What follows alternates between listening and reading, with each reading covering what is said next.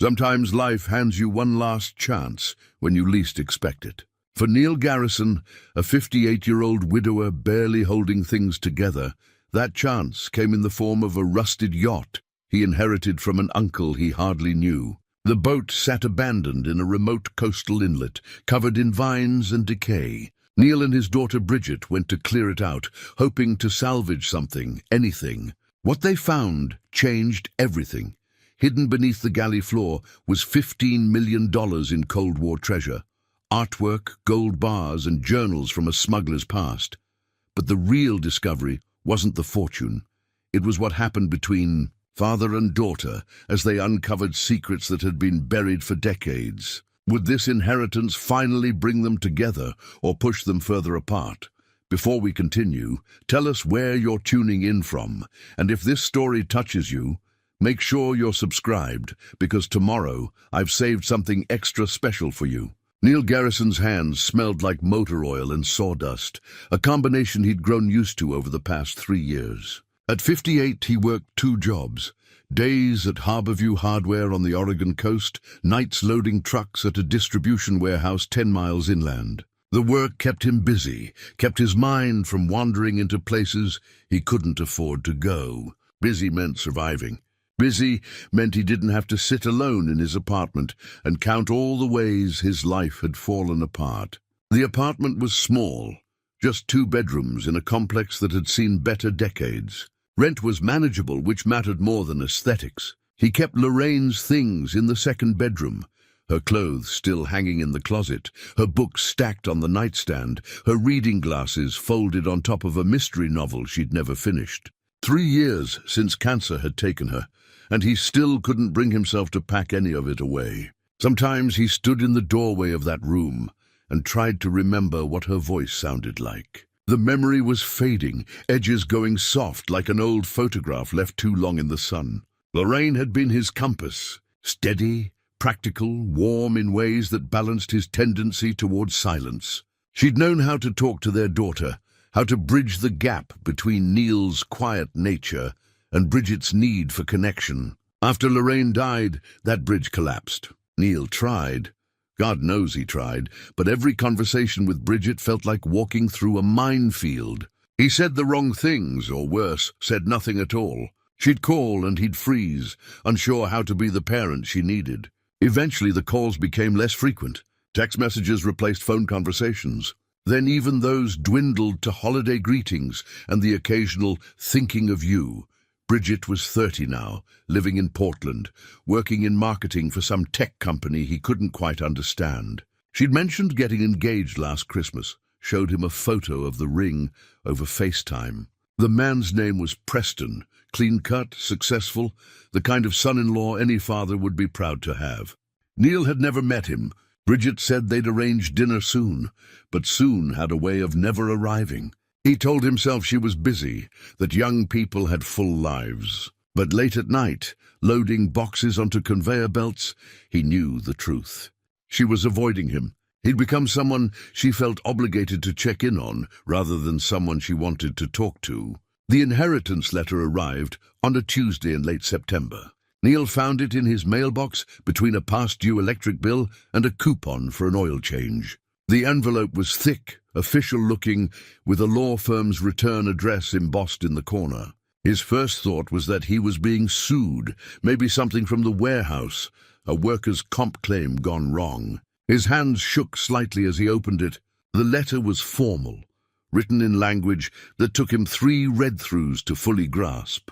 An attorney named Pruitt explained that Neil's uncle, Desmond Garrison, had passed away, though apparently this had happened decades ago. In 1979, the estate had been tied up in probate complications, but those had finally been resolved. As Desmond's only living blood relative, Neil was inheriting his uncle's primary asset, a yacht called Meridian's Call, currently docked, or more accurately run aground, at Crescent Inlet, approximately 60 miles down the coast. Neil sat on his apartment steps, reading the letter twice more. Uncle Desmond. He had vague childhood memories of the man, tall, weathered, smelling of salt and tobacco. Desmond would visit maybe once a year when Neil was young, arriving with exotic gifts, carved figurines from the Philippines, silk scarves from Turkey, strange coins from countries Neil couldn't pronounce. His father, Robert, had always been tense during these visits. The brothers would drink coffee in strained silence while Neil played in the other room, pretending not to notice the way the air got thick with things unsaid. Then the visit stopped. Neil must have been 10 or 11. He'd asked his father about it once, and Robert had simply said, "Desmond made his choices." That was the end of it. Neil's father died when Neil was 25, never mentioning his brother again. Neil had assumed Desmond was long dead too, but apparently the man had owned a yacht. And now that yacht belonged to Neil. His first instinct was to ignore it. What did he know about boats? What would he do with a yacht, especially one that had been abandoned for over 40 years? The letter mentioned the vessel was in distressed condition and would require significant investment to restore or remove. Translation, it was a rotting hulk that would cost more to deal with than it was worth. Still, something about it nagged at him. That night at the warehouse, stacking boxes in the fluorescent glare, Neil kept thinking about Desmond, about the gifts, the stories of distant places, the way his uncle had seemed to carry the whole world in his smile. What had happened to make a man like that disappear? Why had he and Neil's father stopped speaking? And more pressingly, why was Neil standing in a warehouse at 2 in the morning, exhausted and alone, when somewhere down the coast there was a piece of family history waiting? He made the decision around 3 a.m. in that strange, clear-headed space that comes from extreme fatigue. He'd call Bridget, tell her about the yacht, maybe suggest they drive down together, take a look, see if there was anything worth salvaging. At worst, they'd spend a day together. At best, well, he didn't let himself hope for best-case scenarios anymore. The next morning, after 4 hours of restless sleep, Neil dialed Bridget's number. It rang 5 times before she answered, her voice cautious. "Dad, is everything okay?" "I'm fine," he said quickly, then realized how rarely he called that she'd immediately assume emergency. I got some strange news. About your great-uncle Desmond." There was a pause. "I don't think I know who that is." "My dad's brother. You wouldn't remember him. He died before you were born. Apparently he left me a yacht." Another pause, longer this time. "A yacht? It's complicated. It's been sitting somewhere for 40 years, probably falling apart. But I thought maybe we could drive down and take a look. This weekend, if you're free." He braced himself for the excuses. She was busy. Preston had plans. She'd let him know. Instead, she said, "Actually, that sounds good. I could use a break from everything here." Neil's heart did something unexpected. It lifted. Just slightly, but enough to notice. "Really?" "Yeah, text me the details. I'll drive down Saturday morning." After they hung up, Neil stood in his small kitchen, holding the phone like it might evaporate. For the first time in 3 years, he and his daughter had plans. Real plans, not obligations or forced holiday meals, but something they'd chosen together. He looked at Lorraine's wedding ring, which he wore on a chain around his neck. Gold band, simple, worn smooth from years of wear. He touched it gently. "I'm trying," he whispered to the empty room. "I'm really trying." Outside, morning light spread across the Oregon coast, and somewhere 60 miles south, a forgotten yacht waited in its bed of vines and rust, keeping secrets that would change everything.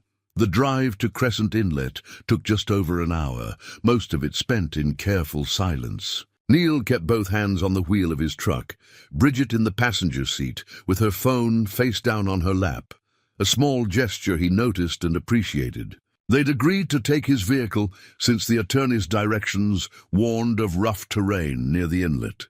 For the first 20 miles, they stuck to safe topics. The weather, road construction, a deer they spotted near the highway. But gradually, as the coastal route wound through stands of Douglas fir and the ocean appeared in glimpses between hillsides, the conversation found steadier ground. "Mom used to love this drive," Bridget said, looking out the window. "Remember when we'd go to Cannon Beach every summer?" Neil's hands tightened on the wheel, then deliberately relaxed. "She'd make us stop at every scenic viewpoint. Took us 5 hours to go 90 miles. She wanted to see everything. Bridget's voice carried something fragile. Didn't want to miss anything. They let that sit between them. The unspoken truth that Lorraine had been taken before she was ready, that there were thousands of viewpoints she'd never see now. Neil wanted to say something profound, something that would honor his wife's memory and comfort his daughter, but the words tangled in his throat the way they always did. Instead, he said, she'd be excited about this. Your mother loved a mystery. Bridget smiled, and it reached her eyes. She really would. Remember how she'd drag us to every estate sale, convinced she'd find some priceless antique?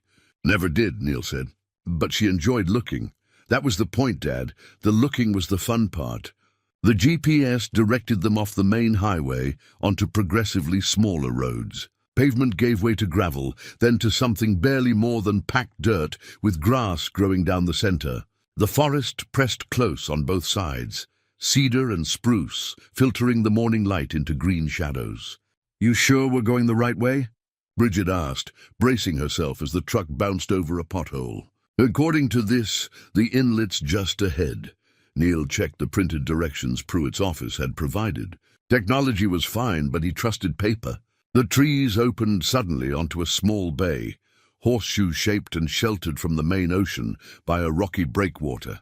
The water was slate-gray, mirror-smooth in the protected cove. And there, run aground near the far shore like a beached whale, was the Meridian's call. Neil stopped the truck. Both of them stared. Oh, Bridget breathed. The yacht was bigger than Neil had imagined, 65 feet at least, maybe more. It sat tilted slightly to port, the hull resting on a muddy bank where high tide had abandoned it years ago. Vines climbed the sides like invasive surgery, morning glory and blackberry creating a living shroud. The once white paint had grayed to the color of old bones, streaked with rust and weather. Windows were broken or missing entirely. One of the masts had fallen, lying across the forward deck like a broken arm. But underneath the decay, you could see what it had been. The lines of the hull were elegant, classic. Teak wood showed through in patches where the vines hadn't reached. Brass fixtures, green with oxidation, still hinted at former luxury. This had been a gentleman's yacht, built in an era when such things were crafted by hand, when sailing was as much about grace as getting somewhere. It's beautiful, Bridget said. Neil looked at his daughter, surprised. It's a wreck. It's both. She was already opening her door. Come on. They approached carefully, testing the ground with each step. The mud near the hull was soft, but not treacherous. Someone had laid down planks at some point. Grey, weathered, but still solid enough to bear weight. The planks led to a makeshift gangway, really just a wide board propped against the deck rail. A voice called out before they could board. You'd be the Garrison nephew, I expect. An old man emerged from a shed Neil hadn't noticed, tucked back in the tree line. He was 70 at least, maybe 80, weathered in the way of people who'd spent their lives near salt water. He wore canvas work pants and a flannel shirt, moved with the careful deliberation of someone whose joints complained but still worked. I'm Neil Garrison. This is my daughter, Bridget. Silas Croft, harbour master, more or less. Kept an eye on the Meridian for going on 40 years now. He offered a calloused hand. Your uncle was an interesting man. You knew Desmond? Well, as anyone did, I suppose. Which wasn't very well. Silas studied the yacht with an expression that might have been fondness or might have been something else. He kept to himself. Lot of secrets, your uncle. Came and went at strange hours. Always paid in cash. What was he doing out here? Bridget asked. Silas's eyes shifted to her, assessing. Sailing officially. But Desmond Garrison wasn't just some rich man with a hobby. Had boats been places. Seen things. He paused. He died in 79, you know. Illness took him fast. One day he was fine, next month he was gone. Left instructions with the county that if any family ever came looking, they should have access. But nobody came. Till now, Neil absorbed this. Did he say anything? About why he was leaving the yacht. Just that it wasn't his to sell. Said it held something important. Silas smiled, thin and cryptic. Said the right person would know what to do with it. The old man gestured toward the gangway. She's safe enough to board, long as you watch your step. Planking sound on the main deck. I've kept the worst of the weather out, best I could. Not sure why, just seemed wrong to let her rot completely. Neil and Bridget exchanged glances. His daughter's eyes held something he recognized from when she was young, that bright, eager curiosity that Lorraine had nurtured and he'd always envied. When had he stopped seeing that look? When had she stopped showing it to him?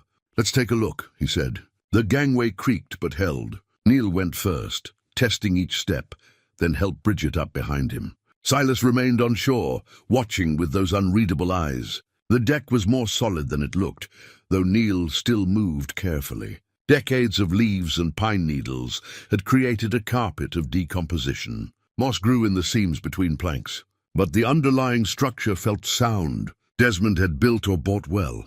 The main cabin door hung open, swollen in its frame. Neil pushed it wider. Light spilled into what had once been a luxurious salon. Built-in benches lined the walls, upholstered in material that might have been red once, but had faded to uncertain pink. A table was bolted to the floor, its wood surface warped but intact.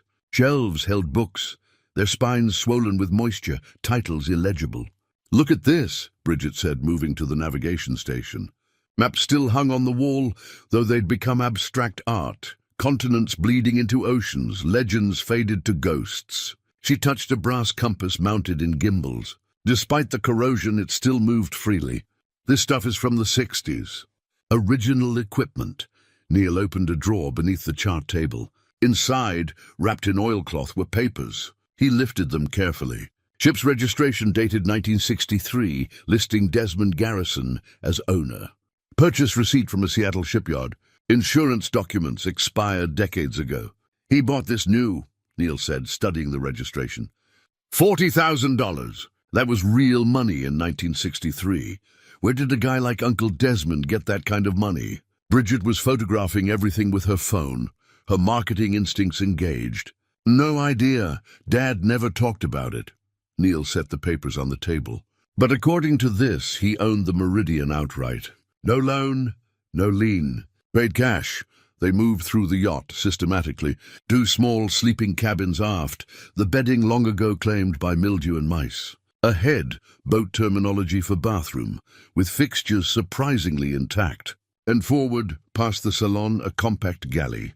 The kitchen was a time capsule. Copper pots hung from overhead racks. A gimbaled stove stood ready, though Neil wouldn't trust the gas lines after 40 years. Cabinets held dishes, glasses, even sealed jars of spices that had turned to powder. Someone had lived here, recently enough that it felt almost like trespassing. Bridget was examining the floor. "Dad, come here." He joined her in the narrow space. She was kneeling, running her hands over the teak planking. "What is it?" "These boards. See how they're cut?" She traced the seams with her finger. "This isn't damage. These are intentional cuts. Like a hatch or something." Neil knelt beside her, his knees protesting. She was right. 3 planks in a row, each about 4 feet long, had been cut and fitted back together so precisely you could barely see the joints. But once you noticed them, they were obvious. He pressed down. The wood gave slightly hollow sounding. "There's space underneath," he said. They looked at each other, and for the first time in 3 years, Neil saw his daughter not as the distant, successful woman she'd become, but as the girl who used to help him in his workshop, the one who'd been fascinated by how things fit together, how they could be taken apart and rebuilt. "Should we?" Bridget started. "Not today," Neil said, though it cost him. "We need proper tools. Crowbar, flashlight, something to pry with that won't damage the wood more than necessary. There's something down there." "Yeah," Neil agreed. "I think there is." They stood, both reluctant to leave, both knowing they had to. Outside, Silas was still watching, and Neil suddenly wondered exactly what the old man knew, what Desmond might have told him, what secrets the harbour master had kept for 40 years, waiting for someone to finally ask the right questions. As they climbed back down to shore, Bridget said, "We're coming back tomorrow, right?" Neil looked at his daughter, at the excitement in her face that made her look young again, and felt something in his chest loosen, just slightly, but enough to notice. "First thing in the morning," he said. "Bring work gloves," she smiled, genuine and bright. "It's a date, Dad." They drove back as the sun climbed toward noon, and for the first time in a very long time, Neil Garrison felt something that might have been hope. Sunday morning arrived cold and grey, the kind of weather that made you grateful for coffee and wool socks. Neil was awake before his alarm, had already loaded his truck with tools by the time Bridget's car pulled into the parking lot at 6:30. She climbed out holding 2 thermoses and a paper bag that smelled like cinnamon rolls. "Figured we'd need fuel," she said, handing him a thermos. They made better time on the second drive, the route familiar now, the silence between them more comfortable. Bridget had dressed practically, jeans, boots, an old sweatshirt that Neil recognized as one of Lorraine's. Seeing it made his throat tight, but in a good way. Like his daughter was carrying her mother with them. The inlet looked different in the morning light, less mysterious and more workmanlike. The Meridian's call sat exactly as they'd left it, patient and waiting. Silas emerged from his shed as they parked, coffee mug in hand. "Back already," he observed. "Not quite a question. Found something yesterday we want to investigate," Neil said, pulling his toolbox from the truck bed. Silas's expression didn't change, but something flickered in his eyes. "Did you now?" They crossed the muddy ground and boarded without ceremony this time. The yacht felt less foreign, still damaged, still neglected, but no longer unwelcoming. Neil led the way to the galley, while Bridget set up work lights she'd brought. Modern LED panels that turned the dim interior bright as day. In the light, the seams in the floor were even more obvious. Neil knelt and worked a thin pry bar into the gap. The wood resisted at first. 40 years of moisture had swollen the planks tight, but eventually yielded with a groan that sounded almost biological. The first board came up, then the second, the third. A compartment lay beneath, roughly 4 feet by 6 feet and nearly 2 feet deep. And it wasn't empty. "Oh my God," Bridget whispered. Wrapped packages filled the space, each about the size of a large book, covered in oilcloth and bound with twine that had survived surprisingly well. Wooden crates, small but heavy-looking, were stacked along one side. Metal boxes with clasps, everything arranged with methodical care, like someone had planned to come back for it. Neil lifted the first package. The oilcloth crinkled in his hands, stiff but intact. He unwrapped it carefully on the galley counter. Inside was a leather-bound journal. The cover was dark brown, corners reinforced with brass. The pages were yellowed but remarkably preserved, filled with neat handwriting in black ink. Neil opened to the first page. January 3rd, 1962, took possession of the Meridian's call today. She's beautiful, everything I hoped for and more. 40 feet of freedom, built for distance. The salesman asked what I planned to do with her. I told him I wanted to see the world. Didn't mention which parts or why. "It's Uncle Desmond's," Bridget said, reading over his shoulder. "This is his journal." They sat together on the galley floor, backs against the cabinets, and read. Desmond's voice emerged from the pages, educated, thoughtful, alive in a way that made Neil sad he'd never really known the man. The early entries chronicled fitting out the yacht, learning to sail her properly, planning routes up and down the coast. But by summer of 1962, the tone shifted. Met with V today. He's connected with people in the East who need certain items moved west. Documents, mostly. Some small artifacts, jewelry, art, nothing that would be missed, he says, but everything that represents something the regime wants erased. He's offering enough to fund a year of travel. Maybe more if I prove reliable. Neil looked at Bridget. He was smuggling. "Keep reading," she said. The entries grew more detailed. Desmond described meeting ships off the coast of Alaska, midnight transfers in international waters. He wrote about clients, wealthy collectors, museum representatives, sometimes just individuals trying to save family heirlooms from confiscation. The Cold War was in full freeze, and Desmond Garrison had found his niche moving cultural artifacts from Soviet territories to the West. But it wasn't simple criminality. The more Neil read, the more complex the picture became. These pieces would be destroyed otherwise. The purges aren't just political, they're cultural. Art that doesn't serve the state is dangerous. "I'm not stealing, I'm preserving. At least that's what I tell myself when I can't sleep," Bridget pulled another package from the compartment. This one was heavier, more carefully wrapped. She opened it slowly, peeling back layers of cloth. A painting emerged. Small, maybe 12 by 16 inches, but clearly old. The style was abstract, angular shapes in muted colors. The canvas was cracked but stable. In the corner, a signature, a name in Cyrillic letters that Neil couldn't read. "Do you recognize this?" he asked Bridget. She was already on her phone, carefully photographing the signature. "No, but I know someone who might. Give me a minute." While she searched, Neil explored more of the compartment. The wooden crates contained more paintings, each wrapped with the same meticulous care. The metal boxes held smaller items, jewelry, small sculptures, what looked like religious icons. Everything was catalogued in Desmond's journal, with dates, descriptions, and estimated values from the 1960s. One crate, different from the others, was heavier than it should have been. Neil lifted it out, set it on the floor. The clasp was rusted but workable. Inside, wrapped in cloth, were bars of metal. Gold, unmistakably gold. There were 12 of them, each about the size of a chocolate bar, each stamped with marks Neil didn't recognize. Cyrillic letters, numbers, official-looking seals. "Bridget," he said quietly. She looked up from her phone, saw what he was holding, and went very still. "Is that—" "I think so." She came over, crouched beside him. Picked up one of the bars with both hands. "It's heavy, really heavy. Gold is dense. This is maybe a kilogram."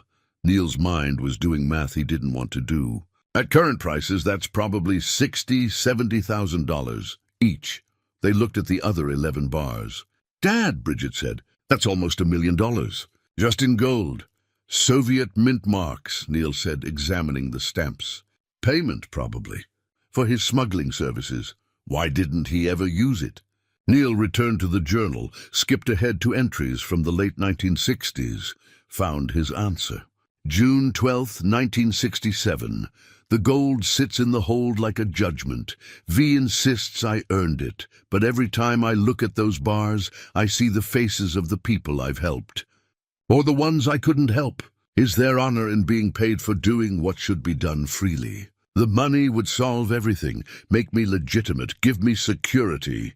But it feels like 30 pieces of silver. I think I'll leave it where it is." Bridget was methodically photographing everything, her professional instincts taking over. "We need to document all of this before we touch anything else." "Agreed. But Bridget," Neil waited until she looked at him. "This is serious. If these items were smuggled illegally, we could face charges just for possessing them.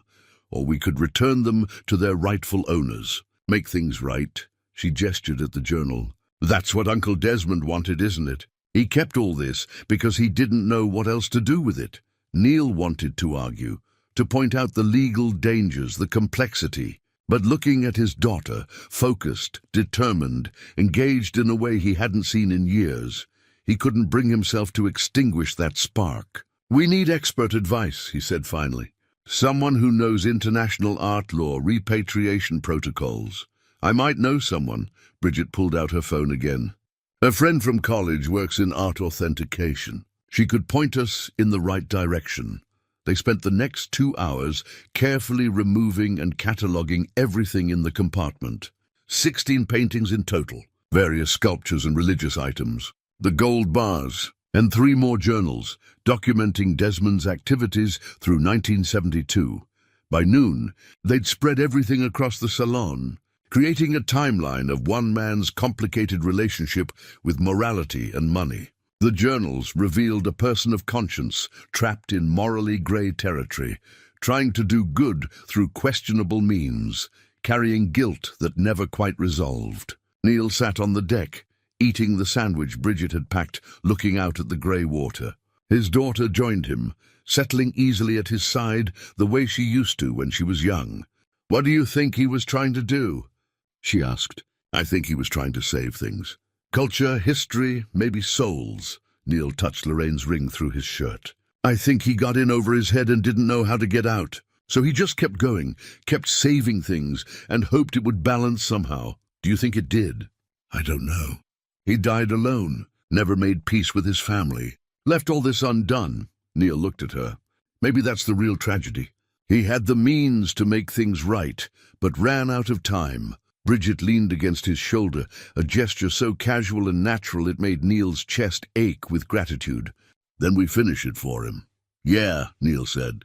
I think we do.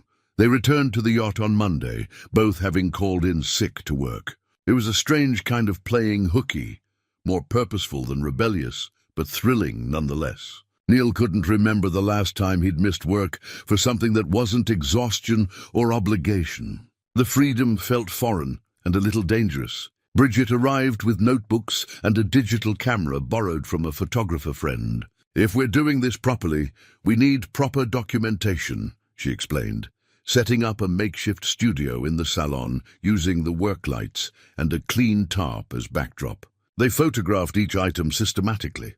Every painting got front and back shots, details of signatures, condition notes. The journals were documented page by page, a task that took hours but felt necessary. The gold bars were weighed using a luggage scale Bridget had thought to bring. Each one was just over a kilogram, exactly as Neil had guessed. The total value of the gold alone is close to 800,000, Bridget said, making notes. That's not counting any of the art or artifacts. Neil was reading the second journal, dated 1965 through 1968.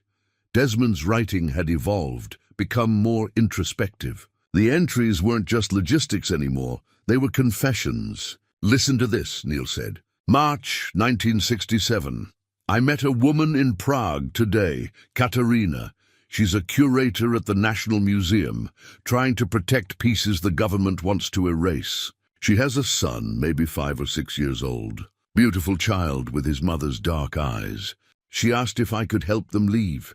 Not just save the art, save them. I told her I'd think about it, but I already know the answer. I can't save everyone. The boat isn't big enough. My courage isn't big enough. Bridget looked up from her work. Did he help her? Neil flipped ahead, scanning entries.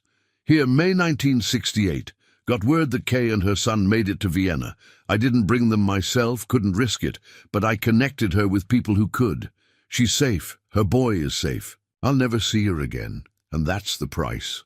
Some things you save by letting them go. That's heartbreaking, Bridget said softly. And noble. Neil closed the journal carefully. He gave up someone he cared about to make sure she survived. They worked in companionable silence for a while, the rhythm of documentation soothing. Neil found himself relaxing in a way he rarely did, even in sleep.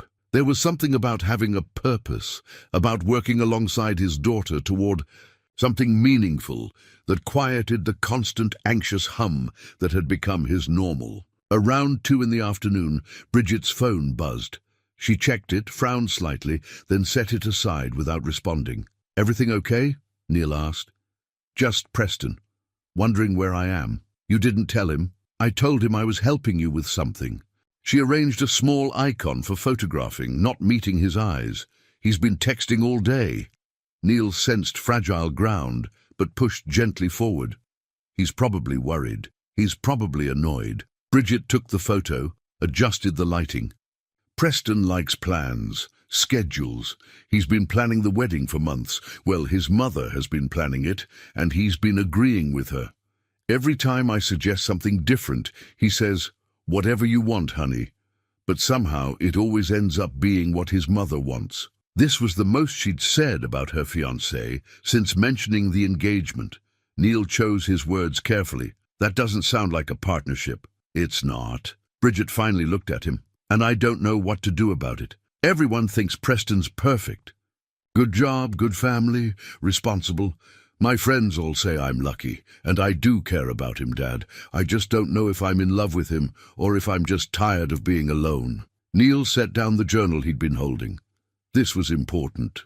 More. Important than gold or art or anything hidden in a compartment. His daughter needed him, really needed him, maybe for the first time since Lorraine died. After your mother got sick, he said slowly, I threw myself into work. Extra shifts, projects around the house, anything to stay busy. I told myself I was being strong, providing, but really I was just avoiding feeling anything at all. Dad, let me finish. He moved to sit beside her on the salon bench. When she died, I kept doing it. Worked myself into exhaustion every day so I wouldn't have to face the empty house. And I shut you out because seeing you meant feeling everything I was trying to avoid. Your grief reminded me of mine, and I couldn't handle both. Bridget's eyes were wet. I needed you, I know, and I failed you. I'm so sorry, Bridget. I'm sorry I wasn't there when you needed me most. I'm sorry I made you face losing your mother alone. You were hurting too. That's not an excuse. You deserved a father who could be present, even in pain. Especially in pain. He took her hand, something he hadn't done in years. And I think maybe you're doing what I did, filling the space with someone, because being alone feels too much like that grief. She wiped her eyes with her free hand. Preston's not a bad person. I'm not saying he is. But marrying someone because they're not bad, because it's the sensible thing, because everyone approves, that's not enough. Your mother used to say that life's too short for good enough. She was right. I don't know what I want. That's okay. You don't have to know right now. Neil squeezed her hand. But don't marry someone because you're afraid of disappointing people. Don't make permanent decisions based on temporary feelings of loneliness. They sat together in the dim salon, surrounded by artifacts of another man's complicated life, and Neil felt something shift between them. Not healed, exactly. Healing took more than one conversation, but opening. Like the first crack in ice that's held too long.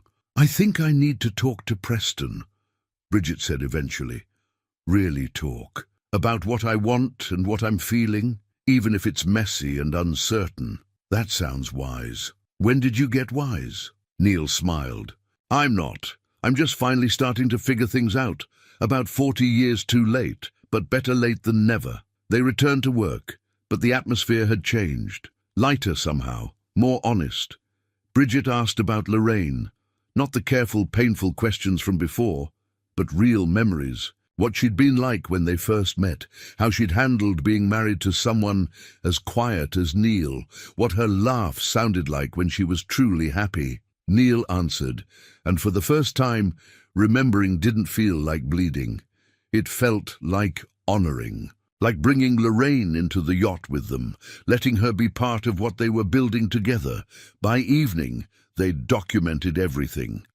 The inventory was complete, cross-referenced with Desmond's journals, ready for whatever expert opinion they could find. As they packed up for the day, Neil discovered one more item he'd missed, a small brass compass in a drawer of the navigation station. The compass was beautiful, old, engraved with Cyrillic letters around the rim. It still worked, the needle swinging to point north with satisfying precision. "What do the letters say?" Bridget asked. "No idea, but your uncle definitely spent time in Soviet territories." Neil turned the compass over. On the back, scratched into the brass, Prague, 1968. The same year he helped Katerina escape, Bridget said.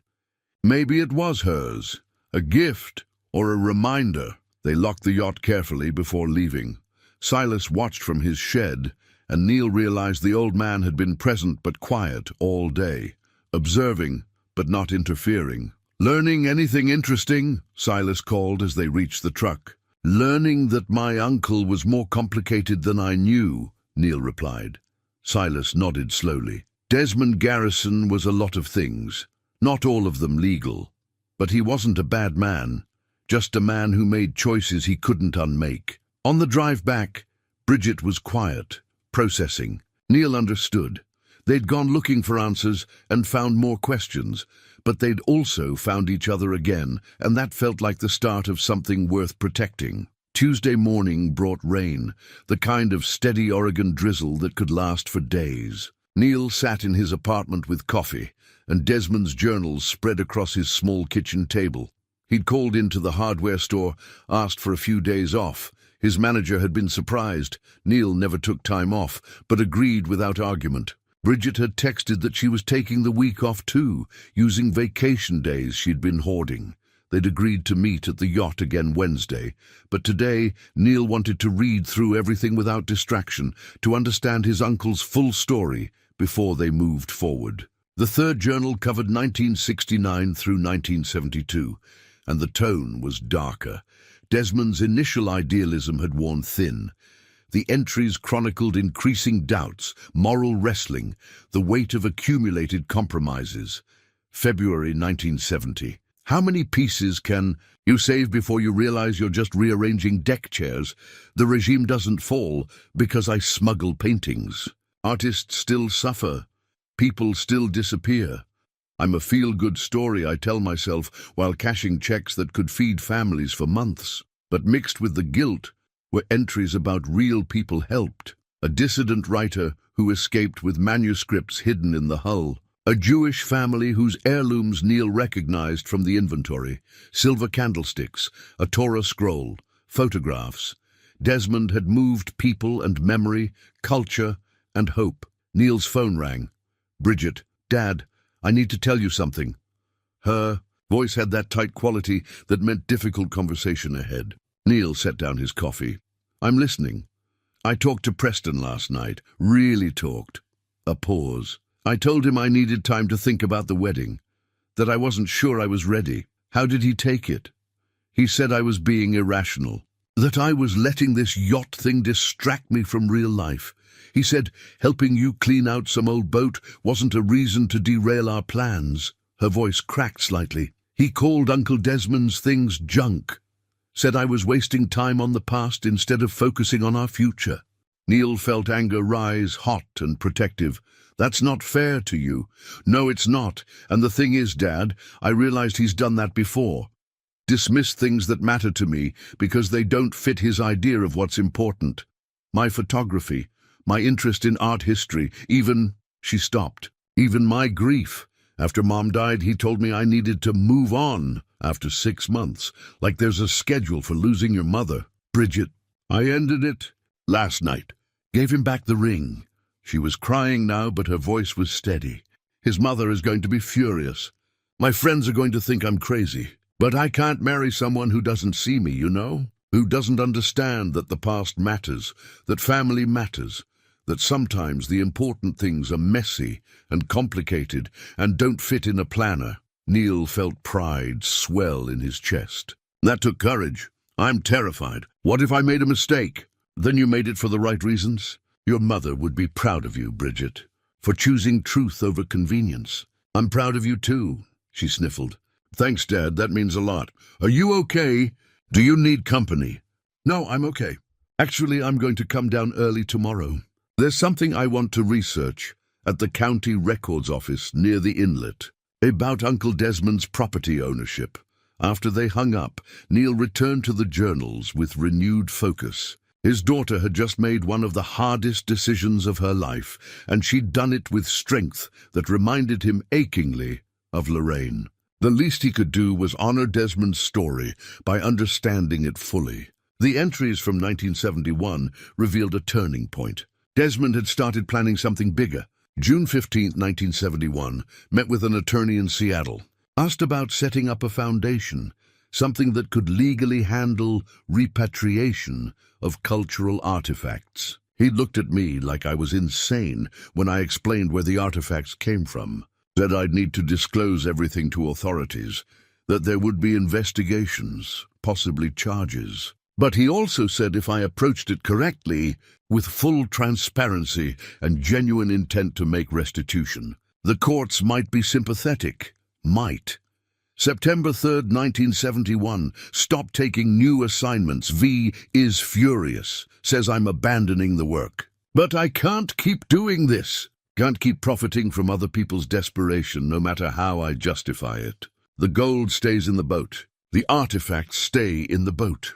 When I'm ready, when I have the courage, I'll do what should have been done from the start.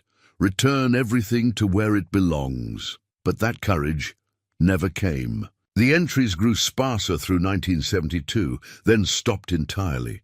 The fourth journal, from 1973 to 1979, was mostly maintenance logs and brief notes about staying on the yacht, rarely leaving the inlet. Desmond had become a hermit, trapped by guilt and indecision. The final entries were heartbreaking. March 1979. Saw a doctor finally. He used words like aggressive and metastatic, asked if I had family to notify. I thought about Robert, about the nephew I barely know, thought about calling, apologizing for the years of silence. But what would I say? Sorry I abandoned the family to become a smuggler, by the way, I'm dying? Pride is a terrible companion in old age. April 1979, Silas has agreed to watch over the Meridian after I'm gone. Paid him what I could, told him to maintain her until someone from the family comes looking. If they don't, well, at least the boat will have a guardian. The cargo stays hidden. Maybe someday someone will find it and do what I couldn't, make it right. The last entry was dated May 10th, 1979. I thought I had more time. We always think we have more time. If I could do it over, I'd call Robert tomorrow. I'd apologize for being stubborn. I'd meet my nephew, be part of the family I rejected. I'd create that foundation, face whatever consequences came, and sleep better, knowing I'd tried to fix my mistakes. But if is the saddest word in any language. The artifacts are documented in the hidden compartment. The journals explain everything. Whoever finds this, finish what I couldn't. Please. Neil sat with that final plea for a long time. His uncle had died alone, eaten by regret, unable to bridge the gaps he'd created. The parallel to Neil's own life after Lorraine's death was uncomfortably clear. How easily he could have ended up the same way, isolated, full of intentions never acted on, leaving his own daughter with nothing but questions and might-have-beens. But he hadn't. Bridget had given him another chance, and he was taking it. His phone buzzed with a text from Bridget. Found something at the records office. Uncle Desmond tried to deed the yacht to a historical society in 1978. They rejected it, said they didn't have resources for maritime preservation. He had no backup plan. Neil typed back, "We're his backup plan. We'll figure it out together." Her response came quickly. "Together sounds good, Dad." That evening, Neil did something he hadn't done in 3 years. He went to the storage unit where he'd boxed up Lorraine's things from their house, the items that hadn't fit in the apartment, the pieces of their life together he couldn't bear to see daily, but couldn't throw away either. He found what he was looking for in the third box, the leather portfolio Lorraine had kept for years, full of family documents and photographs, birth certificates, marriage license, old letters. And there, near the bottom, letters from Robert to Lorraine, written during their courtship. In one letter, Robert mentioned his brother. Desmond sent another postcard, this time from Istanbul. "Mother wants me to write back, to try to mend things, but I don't know what to say to someone who chooses adventure over responsibility. Maybe I'm jealous. Maybe I wish I had his courage to leave. But someone has to stay, to do the work, to build something lasting. I suppose we all make our choices." Neil understood both sides now. Robert's resentment of a brother who'd escaped. Desmond's loneliness in that escape. Two men who loved each other but couldn't find the words. Separated by pride and time, until separation became permanent. He wouldn't let that happen with Bridget. Whatever it took, whatever mistakes he'd made, they were building something different, something that honored both Lorraine and Desmond, a legacy of courage and honesty and showing up even when it was hard, especially when it was hard. Wednesday dawned clearer, the rain having scrubbed the sky clean. Neil and Bridget met at a small diner near Crescent Inlet for breakfast before heading to the yacht. She looked tired, but lighter somehow, like she'd set down a weight she'd been carrying too long. "How are you holding up?" Neil asked as they settled into a booth. "Honestly, better than I expected. Preston's mother called 4 times yesterday. I let it go to voicemail." Bridget poured cream into her coffee. "My friends are split. Half think I'm brave, half think I've lost my mind. But I feel like I can breathe for the first time in months. That's what matters. I've been thinking about what to do next. With my life, I mean. The marketing job pays well, but it's not what I love. I got into it because it was stable, because it made sense. But Uncle Desmond's journals made me realize how short life can be. How much time we waste doing things that don't matter to us." Neil smiled. "Your mother used to say that. She'd tell me I spent too much time being sensible." She was right. Bridget pulled out her phone, showed him a folder of photographs. "I've been taking pictures again.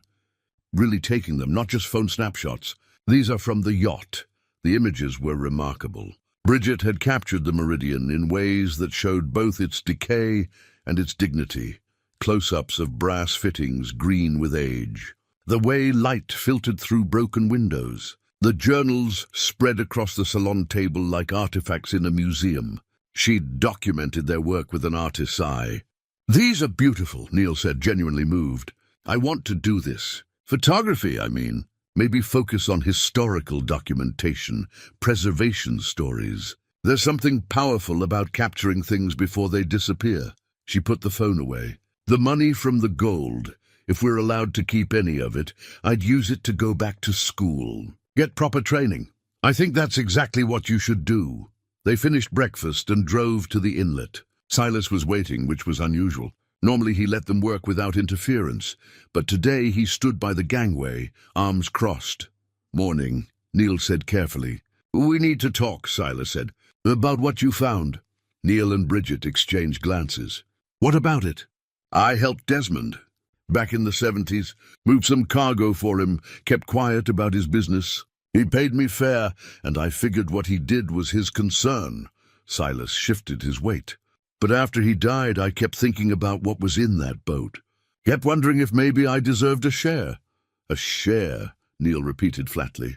"I maintained the yacht for 40 years. Kept her from being condemned, sold for scrap. That's worth something." His jaw set stubbornly. "Desmond told me once that if his family ever came for the boat, I should help them understand what he was doing. But he also said I'd be taken care of. That's what I'm asking now, to be taken care of." Bridget stepped forward. "How much did Uncle Desmond pay you for maintenance?" "He left me $5,000. That ran out by 1985, and after that you chose to keep watching the yacht," she said. "That was your choice, not an obligation. I had an understanding with Desmond. Do you have that in writing?" Neil asked. "Any documentation of this agreement?" Silas's expression hardened. "Man's word used to mean something. I'm not doubting your word about helping him. But claiming a share of the cargo 40 years later, that's different." Neil kept his voice level. "We're planning to work with authorities to return these items properly. If you have a legitimate claim, it'll be addressed through that process. And if I go to the county sheriff right now, tell them you're removing smuggled goods from that boat?" The threat hung in the air. Bridget's face flushed with anger, but Neil put a hand on her arm. "You could do that," Neil said quietly. "And we'd explain that we discovered these items, and we're in the process of seeking legal guidance on proper handling. We've documented everything, contacted experts. We're not hiding anything. You could also cost yourself any legitimate compensation," Bridget added, her voice tight. "Because right now, you're moving from reasonable request to blackmail." Silas looked at them both, something calculating in his eyes. "I'll give you folks a week to think about it.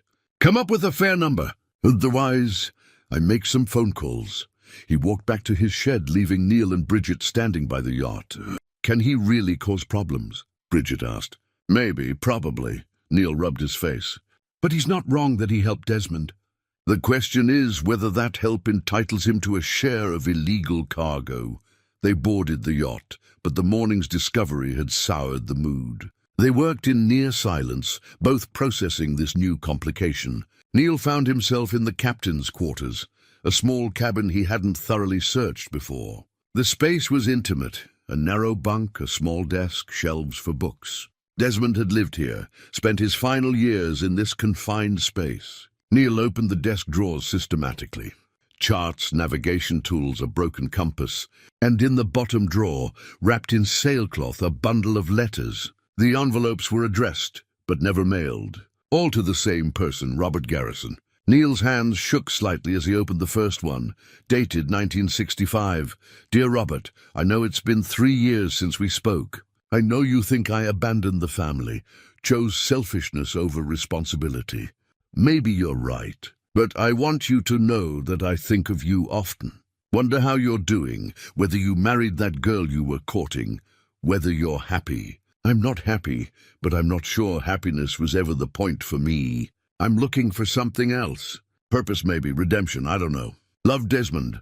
There were 15 letters in total, one every few years, spanning from 1965 to 1978. Neil read them in chronological order, his throat growing tighter with each one. Desmond had never stopped loving his brother, never stopped hoping for reconciliation. But pride, stubbornness, shame, something had kept him from actually mailing these letters. The last one, from December 1978, was the hardest to read. "Dear Robert, I'm not well. The doctors say I have maybe 6 months. I should call you, should try to make peace before it's too late, but I don't know what to say. How do you apologize for a lifetime of absence? How do you bridge 20 years of silence with a phone call? I was wrong, Robert. Wrong to leave, wrong to stay away, wrong to let my pride matter more than my family. I wish I could undo it. I wish I could come home. But some bridges burn too thoroughly to rebuild. I hope you've had a good life. I hope your son, I understand you have a son now, grows up knowing he's loved. That matters more than any fortune or adventure. Family matters more than anything. I learned that too late. Your brother, Desmond." Neil sat on the narrow bunk, holding letters his father had never seen, and wept. For his uncle, dying alone with words unsaid. For his father, never knowing his brother had wanted to come home. For himself, and all the years he'd wasted avoiding his own daughter because grief made him feel weak. Bridget found him there. She read the letters without speaking, tears streaming down her face. "They loved each other," she said finally. "They did. And it didn't matter, because neither of them could say it.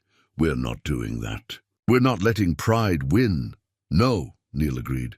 "We're not." They sat together in Desmond's cabin, surrounded by his lonely life, and made a silent promise to honor his regrets by not repeating them. That afternoon, they made a decision. They needed professional help, someone who understood international art law, cultural repatriation, the complex legal terrain they were navigating. Bridget's college friend came through with a contact, Dr. Vivian Constance, who worked in the State Department's Cultural Heritage Division. Dr. Constance agreed to drive up Friday morning. In the meantime, Neil and Bridget continued their methodical documentation, but the work felt different now. Silas's threat loomed. The unsent letters haunted them, and underneath everything, the question remained. What exactly had Desmond been doing for all those years? Thursday afternoon, Bridget was examining the captain's quarters more carefully, looking for anything they might have missed. She ran her hands along the wood paneling, checking for more hidden compartments. The walls were teak, beautifully maintained, the grain patterns flowing naturally, except in one spot. "Dad, look at this." Neil joined her. She was pointing at a section of paneling where the grain didn't quite match the surrounding wood. It was subtle. You'd only notice if you were looking carefully, but once you saw it, it was obvious. "Different wood," Neil said, running his fingers over it. "Installed later, maybe." They examined the edges. The panel was about 2 feet square, fitted so precisely into the surrounding wall that the seams were nearly invisible. Neil fetched a thin-bladed knife from his toolbox and carefully worked it into the gap. The panel popped free. Behind it was a shallow compartment, maybe 3 inches deep. Inside was a rolled document in a waterproof tube and a small leather pouch. Neil extracted both carefully. The tube contained a map, not nautical charts, but a world map marked with specific coordinates in red ink. 6 locations across 3 continents, each marked with a date and a coded notation that matched the system Desmond used in his journals. "These are cache sites," Bridget said, studying the map. "Other places he hid things." Neil felt his stomach drop. The yacht's cargo was just the beginning. Desmond's operation had been far more extensive than they'd imagined. The leather pouch contained something else, a list of names and addresses, some crossed out, some with notes beside them. Neil recognized one name immediately, Katarina Svoboda, with an address in Vienna dated 1972. "The woman from Prague," Bridget said. "She might still be alive. If she is, she's in her 80s. Neil studied the other names. Some had notes like deceased 1970 or relocated, no forwarding. Others had question marks. These must be the people Desmond helped, or tried to help. They spread everything on the captain's desk, the map, the list, the journals, their inventory, trying to see the full picture of what Desmond had created and what he'd left behind. "If there are 6 more cache sites," Bridget said slowly, "and each one contains even a fraction of what we found here. We're talking about millions of dollars. Maybe tens of millions." Neil sat down heavily. "And potentially illegal artifacts in multiple countries. Or cultural treasures that need to be returned to their rightful owners. The legal complexity alone." Neil shook his head. "We'd need lawyers, experts in international law, cooperation from multiple governments. This isn't something two people can handle." Bridget was quiet for a moment, then said, "Uncle Desmond couldn't handle it either. That's why he died with it unfinished." Before Neil could respond, they heard footsteps on the deck. Heavy, purposeful. Silas appeared in the doorway of the captain's quarters, and his expression made Neil's chest tighten with warning. "Thought I'd find you folks here," Silas said. His voice was different, harder, less friendly. "Been thinking about our conversation yesterday. We told you we'd work through proper channels," Neil said, standing. "Proper channels take time." "I don't have time."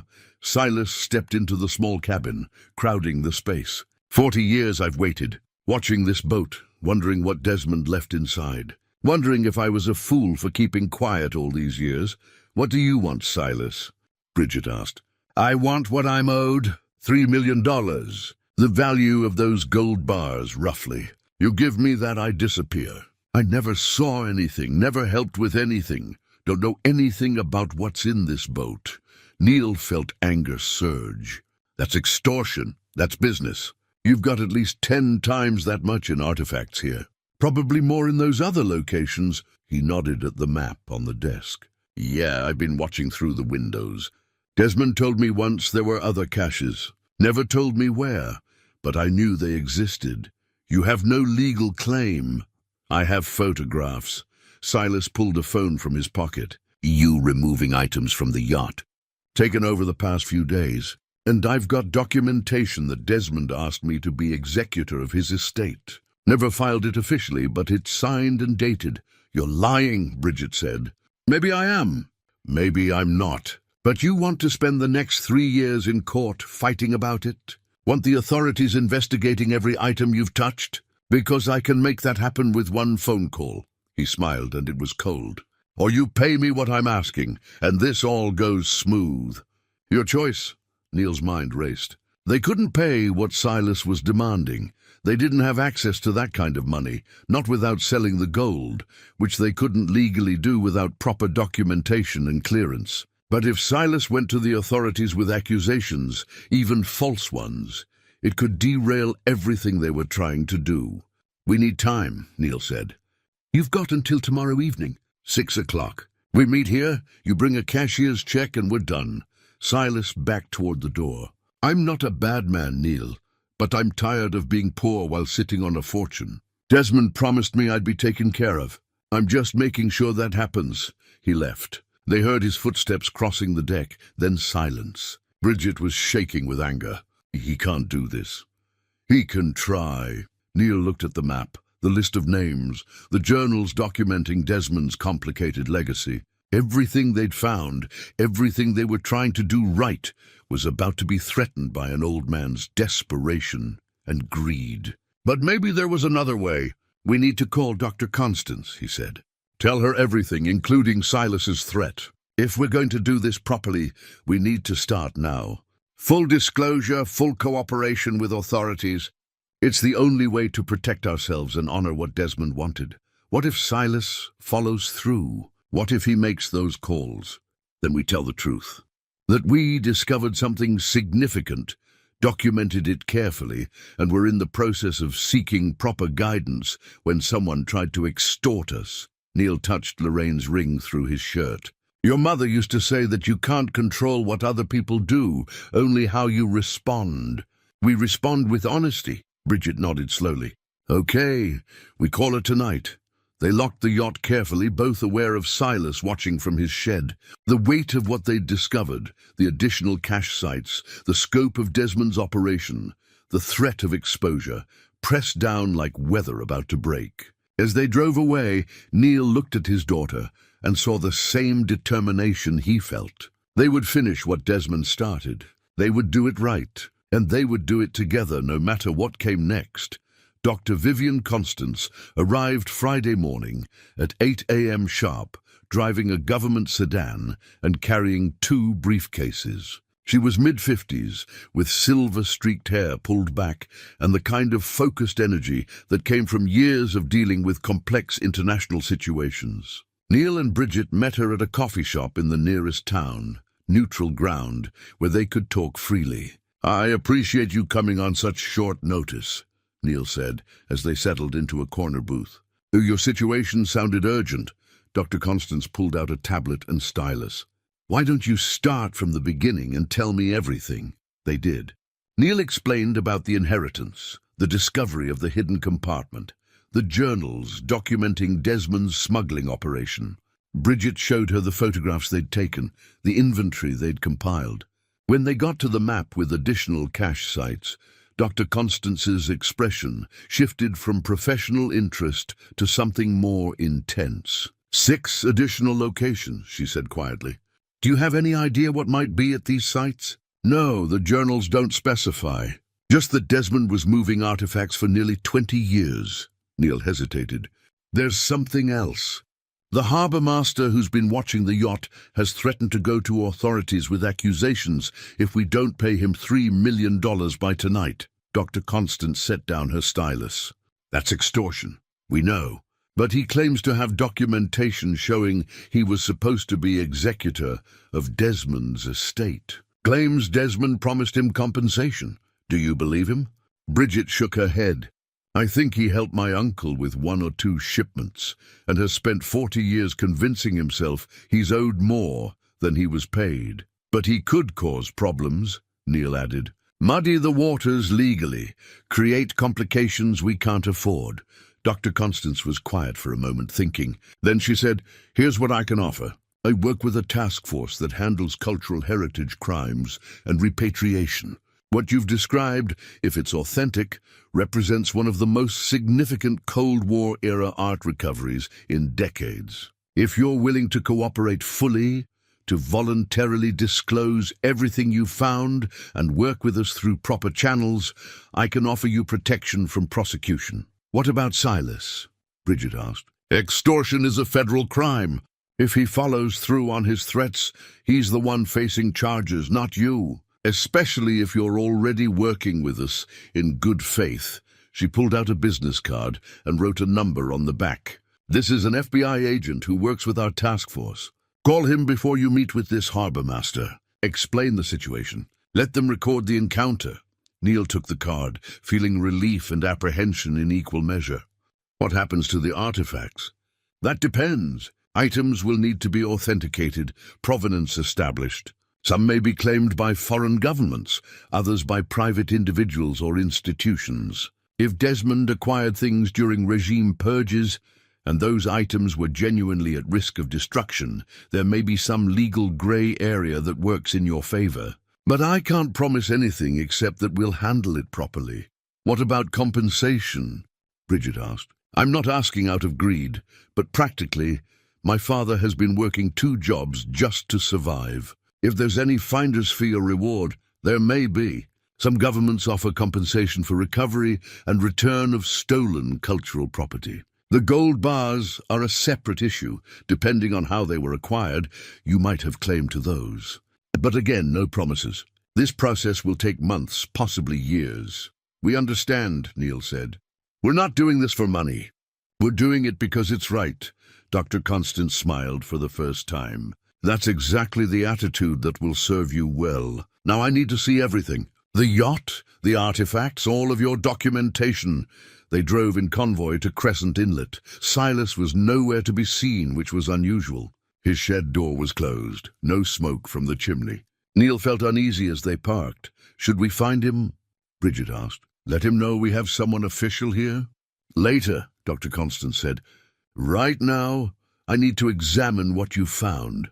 They spent the next 3 hours on the yacht. Dr. Constance worked methodically, photographing everything with professional equipment, taking detailed notes, cross-referencing items with databases on her laptop. She handled the journals reverently, reading sections aloud, making observations about Desmond's activities. Your uncle was moving primarily Russian and Eastern European pieces, she said. Art that was deemed degenerate or counter-revolutionary by various regimes. Some of these artists were imprisoned or killed. Their work was supposed to be destroyed. If Desmond saved even a fraction of it, he was preserving pieces of cultural history that would otherwise be lost forever. So what he did was good? Bridget asked. What he did was complicated. He broke laws, certainly. Engaged in smuggling, worked with criminals. But the moral calculus is difficult when the alternative was destruction of irreplaceable art. Dr. Constance closed one of the journals carefully. The courts will have to sort that out. My job is to ensure these items get where they belong.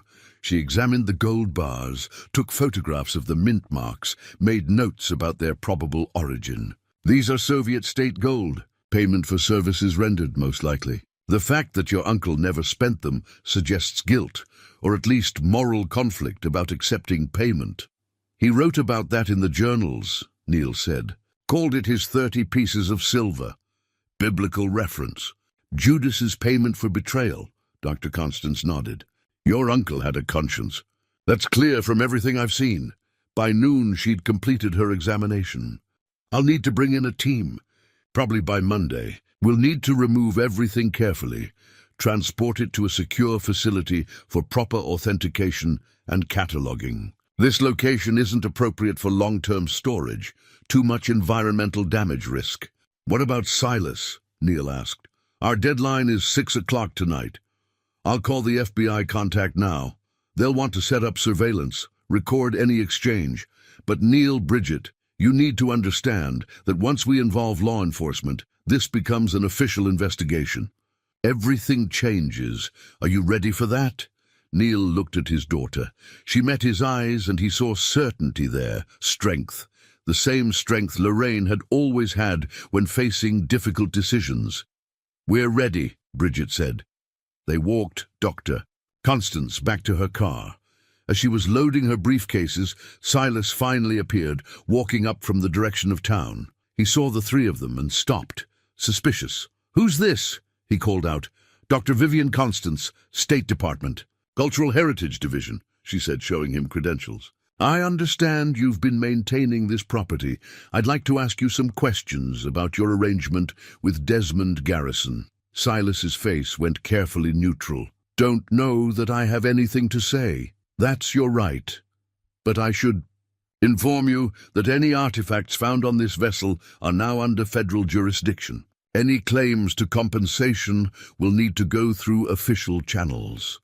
She smiled pleasantly. I assume you'll want to file those claims properly. Silas looked at Neil and Bridget, and his expression was pure betrayal. You called the government. We're doing things the right way, Neil said. The way Desmond would have wanted if he'd had the courage. You're making a mistake. I could have kept quiet. Could have let you folks handle this privately. Take what you wanted, and nobody would know. Silas's hands clenched into fists. Now you've got federal agents involved. They'll take everything. You won't see a dime. That's not why we're doing this, Bridget said. Then you're fools. Silas turned and walked back toward his shed, shoulders rigid with anger. Dr. Constance watched him go. He's going to be a problem. Probably, Neil agreed, but we've dealt with problems before. They spent the afternoon with an FBI agent who arrived within 2 hours of Dr. Constance's call. He was younger than Neil expected, efficient and thorough. He had them write out detailed statements, recorded their account of Silas's extortion attempt, set up a plan for the evening meeting. We'll have agents positioned out of sight, he explained. Recording equipment. If he makes specific threats or demands, we'll have evidence. But you need to let him talk, don't agree to anything, and definitely don't hand over any money. We don't have any money to hand over, Neil said dryly. Good. That makes it simpler. As 6 o'clock approached, Neil felt his heart rate increase. This was it. The moment when everything would either resolve cleanly or explode into chaos. Bridget stood beside him, and he was grateful for her presence. Whatever happened, they'd face it together. They walked down to the yacht at 5:55. Silas was already there, standing on the deck like he owned it. Behind them, invisible in the trees, federal agents watched and waited. "Well," Silas said as they approached, "you got my money?" Neil took a breath, looked at his daughter one more time for courage, and said the words that would change everything. "No, but we need to talk about what happens next." Silas's expression shifted from expectant to wary. "What's there to talk about? I made my terms clear." "Your terms are extortion," Neil said, keeping his voice steady, "and we're not paying." "Then I make my calls." Silas pulled out his phone. "County sheriff first, then maybe some reporters. Family looting historical artifacts from deceased uncle's yacht.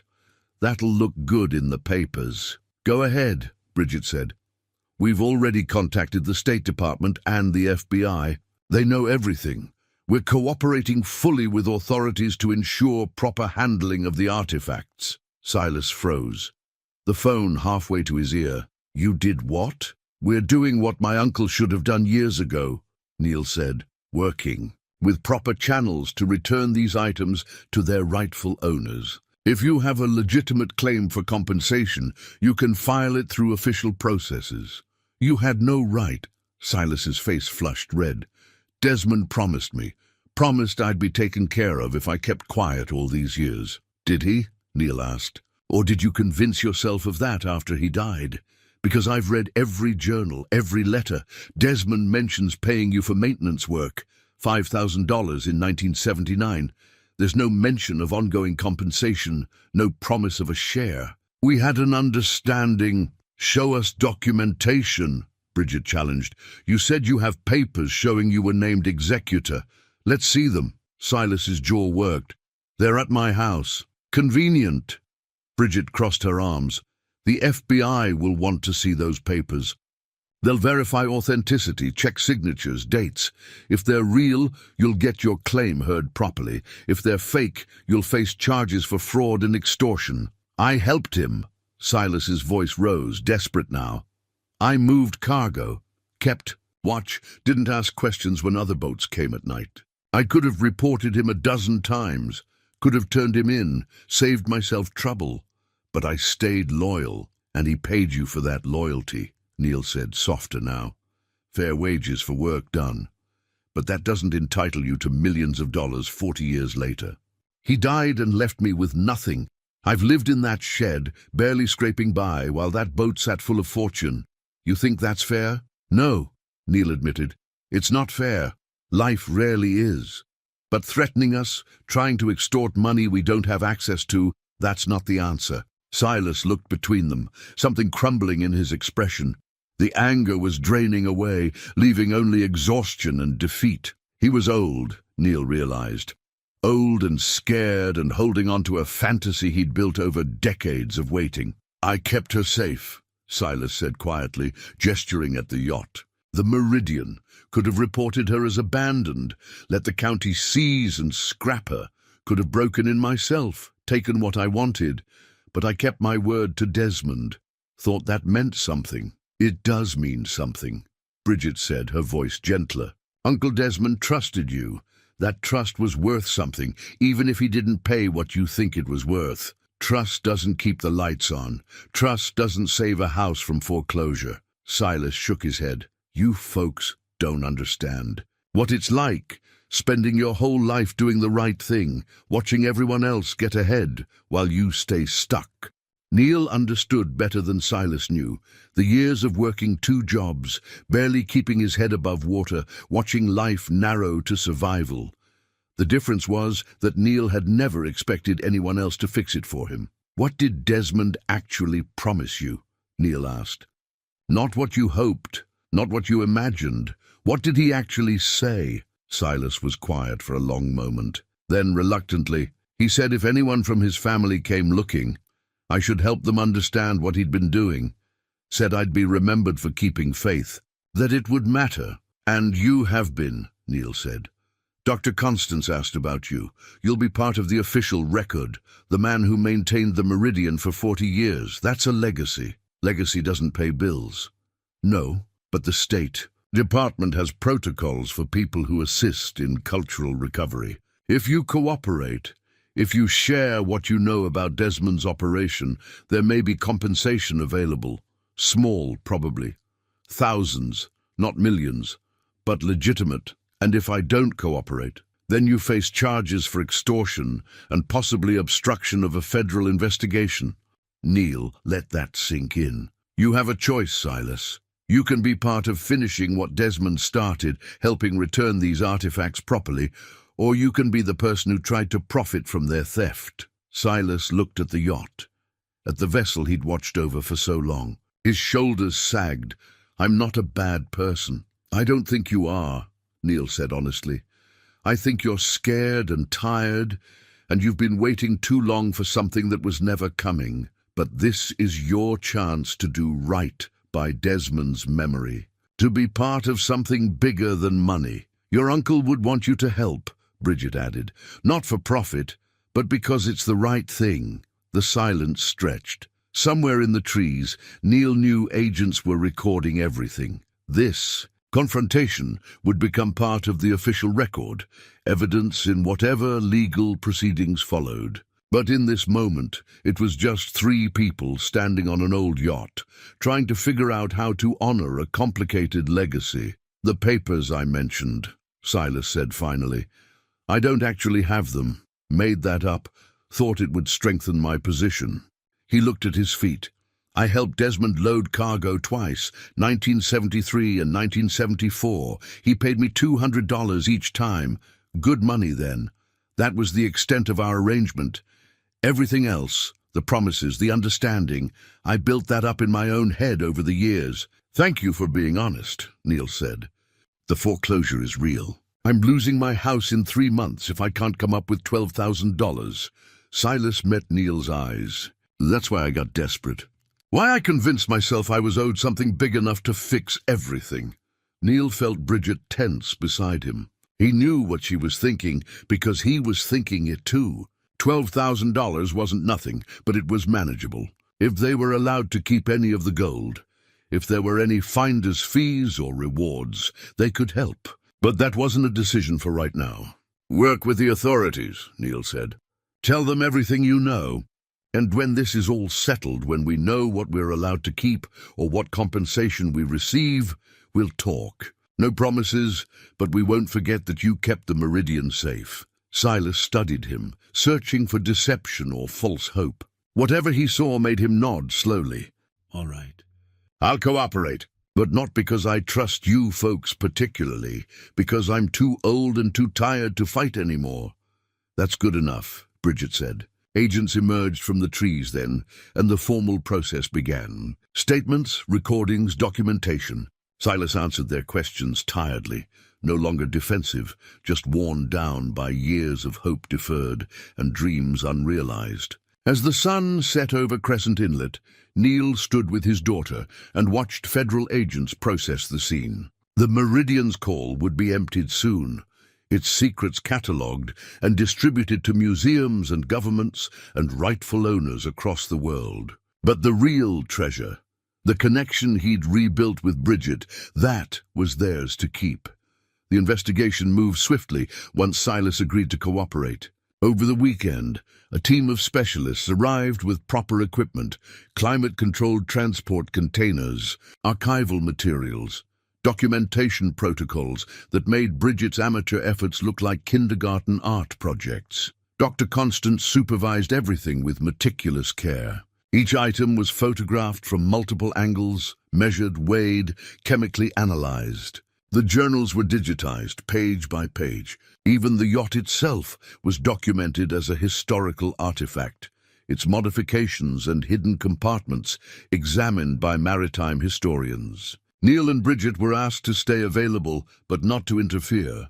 They watched from shore as strangers carefully removed pieces of Desmond's life and loaded them into government vehicles. It felt wrong somehow, like watching someone else sort through a loved one's belongings. But it was necessary. On Sunday afternoon, Dr. Constance invited them to a makeshift command center she'd established in a rented conference room at a nearby hotel. Spread across multiple tables were preliminary findings, authentication reports, provenance research. I wanted you to see what you've helped recover, she said, gesturing at the displays. 16 paintings, authenticated as original works by artists who were suppressed or killed during Soviet purges. 7 of these pieces were thought destroyed. Their recovery alone is historically significant. She moved to another table. Religious artifacts, icons, ceremonial items that were confiscated during anti-religious campaigns. Several Jewish families have already been contacted based on your uncle's records. They're descendants of the original owners. Imagine what it means to them to recover these items after 3 generations. Bridget's eyes were wet. Uncle Desmond saved these things. He did, through morally questionable means, but yes, he saved them. Dr. Constance opened one of the journals to a marked page. This entry from 1968 talks about a Torah scroll he helped smuggle out of Leningrad. We found that scroll. It's being returned to the synagogue it was taken from. They're planning a ceremony. Neil felt something loosen in his chest. Desmond's guilt, his isolation, his inability to complete what he'd started. It didn't have to be the end of the story. They were writing a different ending. What about the other cache sites? Bridget asked, looking at the map. We're working with international partners to investigate. 3 of the locations are in Europe, accessible. 2 are in former Soviet territories, more complicated politically, but not impossible. 1 is in South America. We'll recover what we can. Dr. Constance paused. Some items may be gone, lost to time or theft. But your uncle's documentation gives us the best chance we've had in decades to recover significant cultural artifacts. And legally? Neil asked. What happens to us? You're clear. You discovered stolen property, immediately contacted authorities, and cooperated fully. There's no criminal liability. In fact, she pulled out a folder. Several governments offer finder's fees for recovery of stolen cultural property. It'll take time to process, but you'll likely receive compensation. Not millions, but significant. And the gold bars? Complex question. They're payment for illegal activity, which normally would mean forfeiture. But given that your uncle never spent them, never profited, and you're voluntarily turning them over, there's precedent for partial return to the finder. I'd estimate you might receive 30 to 40% of their value. Maybe $300,000 total. Neil exchanged glances with Bridget. That wasn't a fortune, but it was life-changing money. Enough to stop working 2 jobs. Enough for Bridget to go back to school. Enough to help Silas with his foreclosure, if they chose to. There's one more thing, Dr. Constance said. She pulled out a photograph of an elderly woman with silver hair and kind eyes. We found Katerina Svoboda. She's 83, living in Vienna. When we contacted her about the artifacts, she asked if she could meet Desmond's family. She has things she'd like to tell you about him. Bridget took the photo with shaking hands. The woman from Prague. The woman your uncle loved enough to let go. She's been carrying his memory for 50 years. She'd like to share it with someone who knew him. Dr. Constance smiled gently. The State Department will cover travel expenses if you'd like to meet her. Consider it part of the authentication process, gathering oral histories. Neil looked at the photograph and saw decades of loss and survival etched in Katerina's face. She'd known Desmond in ways Neil never had. She could tell them who he really was, beyond the journals and the artifacts and the legacy of complications. We'd like that, he said. Very much. That evening, Neil and Bridget walked down to the yacht one last time before it was sealed as evidence. The specialists had finished their work for the day. In the fading light, the Meridian looked naked, stripped of its secrets, just old wood and brass and faded dreams. They stood on the deck where they'd worked together, where they'd rediscovered each other while uncovering Desmond's past. Mom would have loved this, Bridget said quietly. The mystery, the history, all of it. She would have loved watching you, Neil said. Seeing you be brave. Seeing you choose what's right over what's easy. I learned that from both of you. She leaned against the rail. Dad, I've been thinking. When we get the money, if we get it, I want to use part of it to help Silas. Not $3 million, but enough to save his house. He kept this place safe for 40 years. That should mean something. I was thinking the same thing, and I want to create a scholarship. In Mom's name. For art students who want to study cultural preservation. Something good that comes from all this. Neil's throat tightened. Your mother would love that.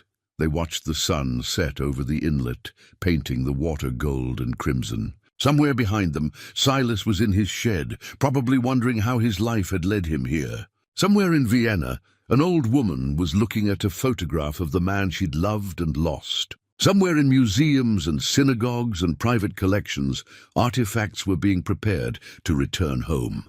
And here, on a rusted yacht that had kept its secrets for 40 years, a father and daughter stood together, having found something more valuable than gold or art or any treasure hidden beneath floorboards. They'd found each other again. They'd found purpose. They'd found a way to honor the past while building something new. "Thank you," Neil said. "For what?" "For giving me another chance. For not giving up on me when I gave up on myself." Bridget took his hand. "That's what family does. We keep showing up, even when it's hard. Especially when it's hard." As darkness fell over Crescent Inlet, they walked back to shore together, leaving the Meridian's call to its memories, carrying their own forward into whatever came next. 6 months later, Neil stood in a small gallery in Prague, surrounded by people speaking languages he didn't understand, looking at a painting that had been hidden in his uncle's yacht for 40 years. The restored piece glowed under museum lighting, bold colors and angular shapes that spoke of rebellion and hope in an era of suppression. Beside him, Bridget photographed everything with her new camera, the expensive kind that serious photographers used. She'd enrolled in a graduate program for documentary photography, focusing on cultural preservation stories. Her thesis project was already taking shape, the journey of Desmond's artifacts from hiding to homecoming. The ceremony was smaller than Neil had expected. The Czech Minister of Culture gave brief remarks about the importance of recovering lost heritage. Dr. Constance spoke about international cooperation. And then they invited Neil to say a few words.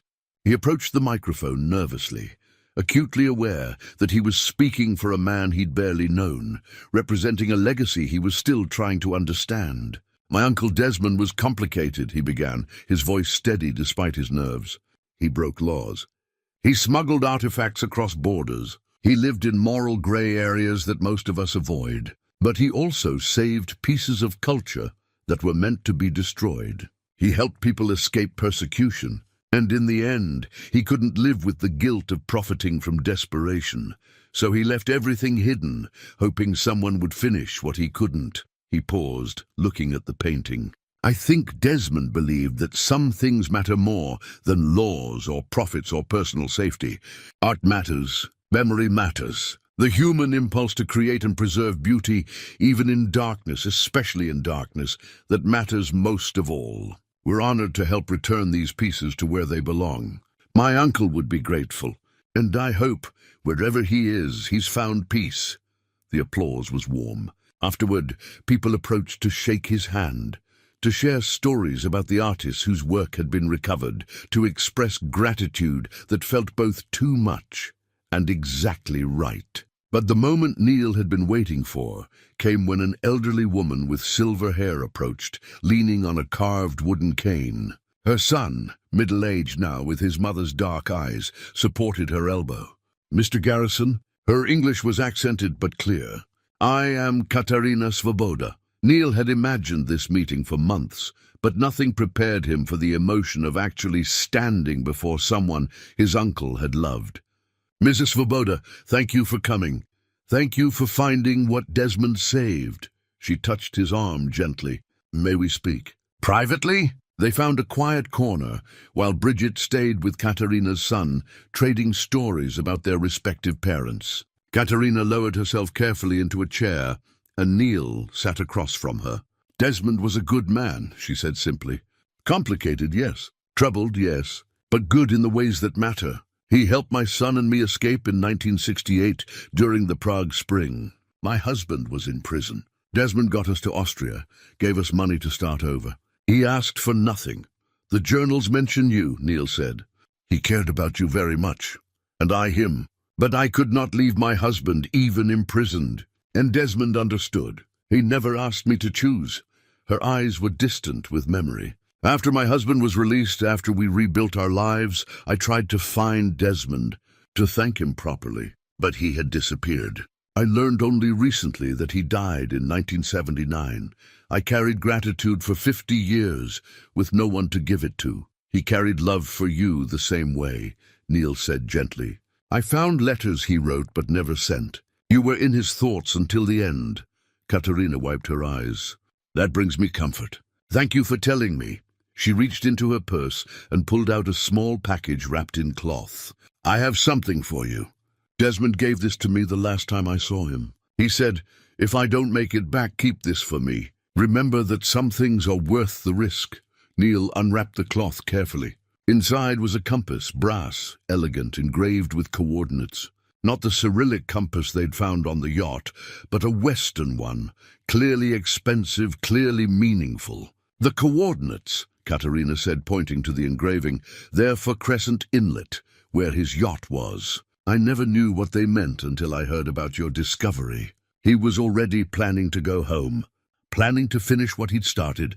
He just ran out of time. Neil turned the compass in his hands, feeling the weight of his uncle's intentions. Desmond had wanted to come home, wanted to make things right. The man who died alone had been trying to find his way back to family. Thank you, Neil said, his voice thick. This means everything. They talked for another hour, Katerina sharing stories about Desmond's kindness, his humor, his moments of doubt and courage. She painted a picture of a man more complete than any journal could capture. A man who made mistakes but never stopped trying to be better. When they finally parted, Katerina embraced him. Finish his work, she whispered. He would be so proud that his family did what he could not. That evening, Neil and Bridget walked along the Vltava River, watching lights reflect on the water. They'd spent the day immersed in history, but now it was just the two of them, father and daughter, processing everything. I start my program next month, Bridget said. I'm nervous. You'll be brilliant. What about you? What's next? Neil smiled. I've been offered a position teaching woodworking at the community college. Full-time, benefits, actual reasonable hours. I accepted yesterday. Dad, that's wonderful. And I've been talking to Silas. He's interested in helping restore the Meridian. The Maritime Museum in Seattle wants to display her, tell Desmond's story properly. Silas knows her better than anyone. He deserves to be part of bringing her back. They walked in comfortable silence, the kind that came from really knowing someone, from having weathered storms together and come out stronger. Mom would be proud of us, Bridget said finally. She would. Neil touched the ring he still wore under his shirt, but it didn't hurt anymore. I think she'd say we finally figured out what matters. What's that? Showing up.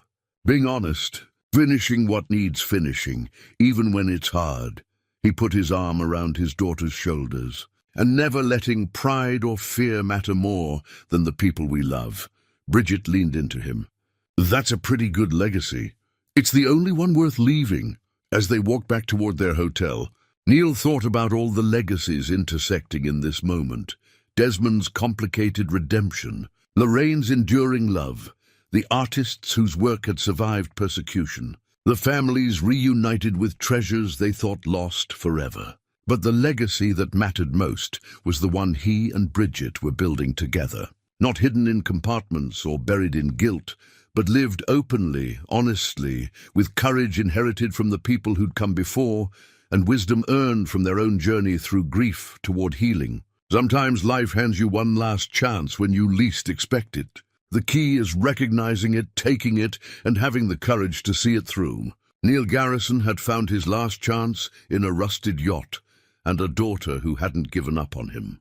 And together they'd discovered that the greatest treasure isn't what you inherit, but what you choose to do with it.